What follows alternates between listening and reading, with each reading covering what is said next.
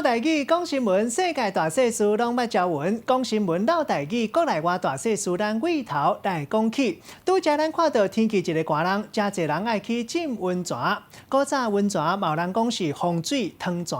另外扫地扫壁角、洗面洗耳孔、洗身躯洗鼻孔，规身躯洗甲芳芳芳。咧宜兰有人讲是洗魂书，到底有啥物无同？讲新闻老台语，咱的时间到，主播陈建伟。讲新闻老台语，中央大小事尾头来讲起。大家好，我是陈建伟。最近天气是愈来愈冷，真正是冷叽叽哦。尤其是拜六礼拜时阵，台湾有今年寒天头一波的寒流来到台湾，提醒民众一定要特别注意。不过咱讲到这寒天的时阵，大家一定会想到温泉。好，讲到温泉，到底是泡温泉还是浸温泉？另外，温泉又有多一款无同款的讲法？今日老台语讲新闻，带大家做回来了解。第一张图，咱先来看卖这温泉，佮有无同款两种叫法。第一个就是讲温泉内底主要的成分是硫磺，这叫做是洪水。第二个就是温泉伫日本话内底叫做是汤，所以又个叫做是汤泉。好，上来看卖，到底是泡温泉还是浸温泉咧？上来看卖，这泡甲浸两种无同款的解说。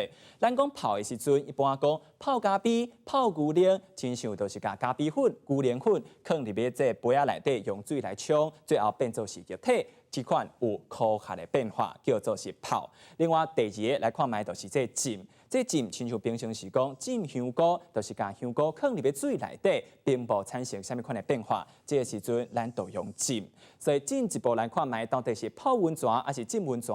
咱把咱的身躯放入去温泉水内底，身躯并无产生什么款的变化。所以时阵，咱用浸，就是浸温泉是较正确的讲法。好，上来讲卖讲浸温泉、泡汤，其实有两种完全无同款的解说。亲像甲阮原本期待是完全无同款，还有代志做歹去，咱叫做是代志泡汤啊。另外第二种解说就是甲即摆主题是同款的，这温泉用温泉水来洗身躯，嘛叫做是泡汤。好，讲到这洗身躯哦，其实洗身躯伫台湾无同款的所在，佮有无同款的叫法。一般咱是讲洗身躯，毋过伫珲春这个所在，咱是讲是洗浴。为什么叫做洗浴咧？因为较早伫台湾这个所在，佮日本真流行有这公用的这浴巾啊，所以甲洗身躯叫做是洗浴。好，伫宜兰嘛无同款的叫法咯，甲洗身躯叫做是洗魂书。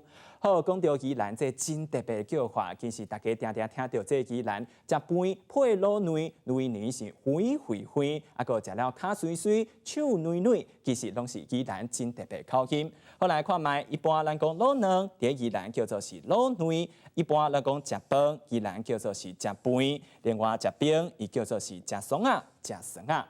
好，无论是今仔日洗身躯，还是洗魂书，还是泡温泉、浸温泉，其实真重要。台语真重要一件代志，就是大家听呼会当互相了解就好。好，这就是今仔日老台语讲新闻，提供互大家来做参考。